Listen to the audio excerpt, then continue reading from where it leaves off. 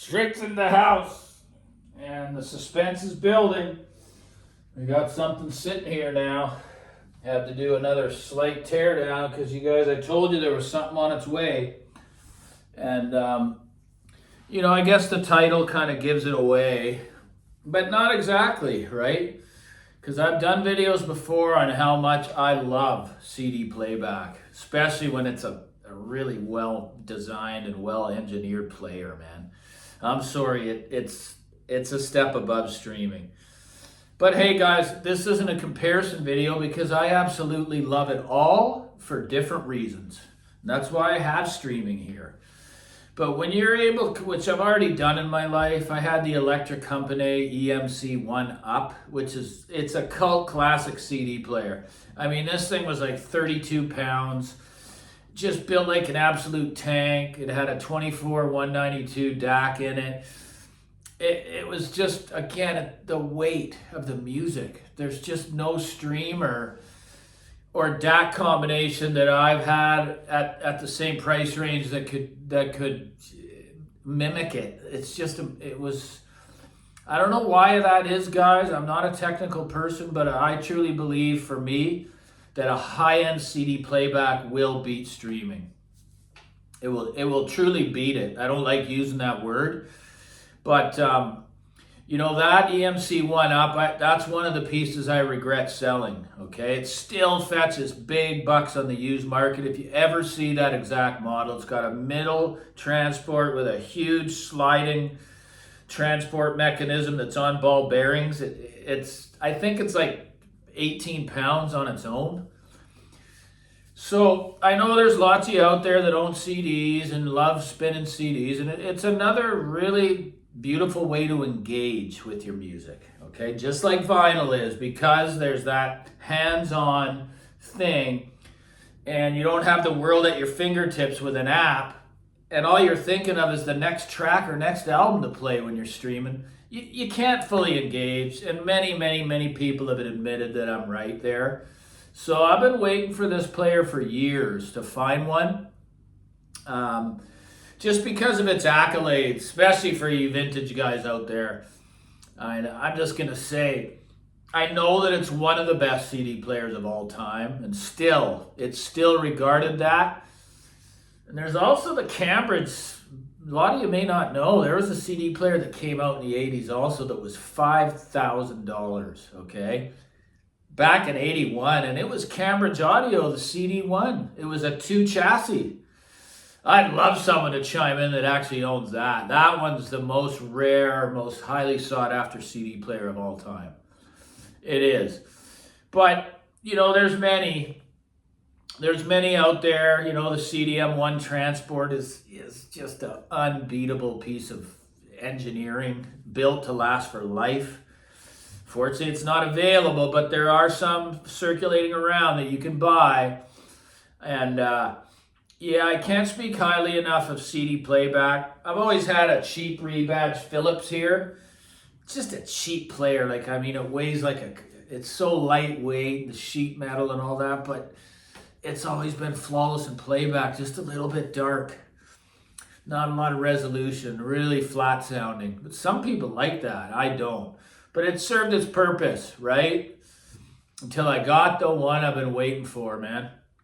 Yeah, it's there. Just not going to unveil it yet. I'm just still talking about CD playback. I like to hear comments of people, how they feel about their CDs and what it feels like to play them with a high-end player, man.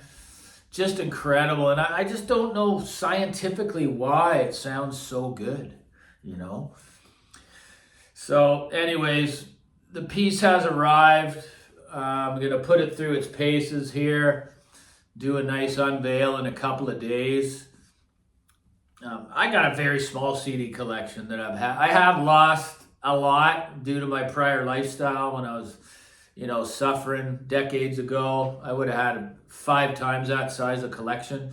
There's only a 200-300, but they mean a lot to me because I've had them for, 40 years. And even the ones that look a little scratched on the bottom, they'll play just fine with a good transport and laser, like a really good design player. it should have no issue with CDs like that. It's hard to keep your CDs absolutely spotless for that long. Even rubbing on the tray right when you're inserting them can cause a little bit of, but what a form of media, what an incredible invention. You know, I remember my very first CD I bought. I've shared this before. I had a Sony Ghetto Blaster that had RCA outs. And I bought one of the first CD players that came to market by Sony. I think it was an 86 or 7. You could just plug it in with the RCAs to the ghetto. And away I go. And Boston Self-Titled was the very first CD I got. And it's one of my favorite albums to this day. Do I have that exact same one? No. Unfortunately, that one went somewhere, but I had to buy it again. So I got one of the later, you know, it's mastered by Tom Schultz. Sounds amazing.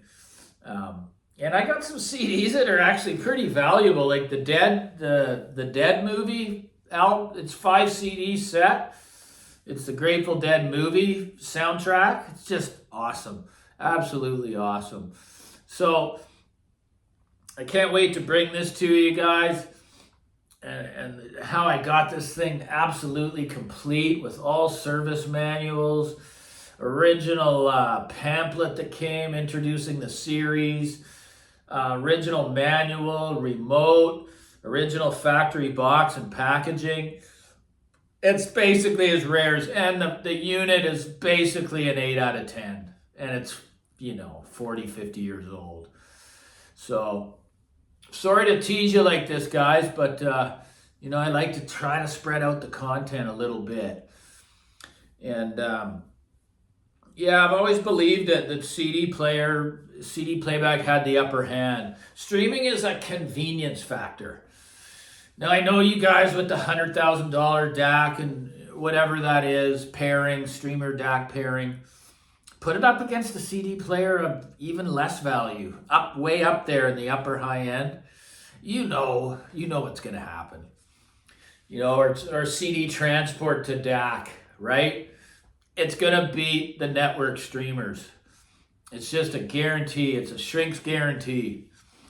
You know, and I'm glad because I want to be able to play my hard media. I want to play my vinyls. I want to play my CDs. And I want to stream as well when I'm really lazy. So anyways, don't worry. A day or two, I'm going to unveil it, talk all about it. Just how good it sounds, which I already know because I've been listening to. It's just like bass like I've never heard. A fullness to the sound that I've never heard.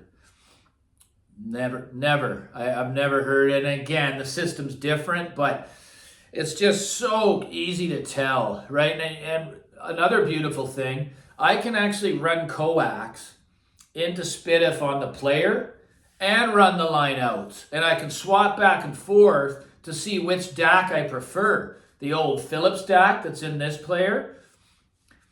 Actually, I'm not sure. I'll unveil what DAC it is at another time. I don't think it is Philips, or the good old Bel Canto DAC with the Burr Brown. That's what he works around. I can actually do current modern technology versus old technology because I will give it away. This is a vintage piece. Can't wait to bring it to you guys. Like and subscribe. Shrink loves you. Thanks for all the support. The super thanks, all of it. Thanks so much. Cheers.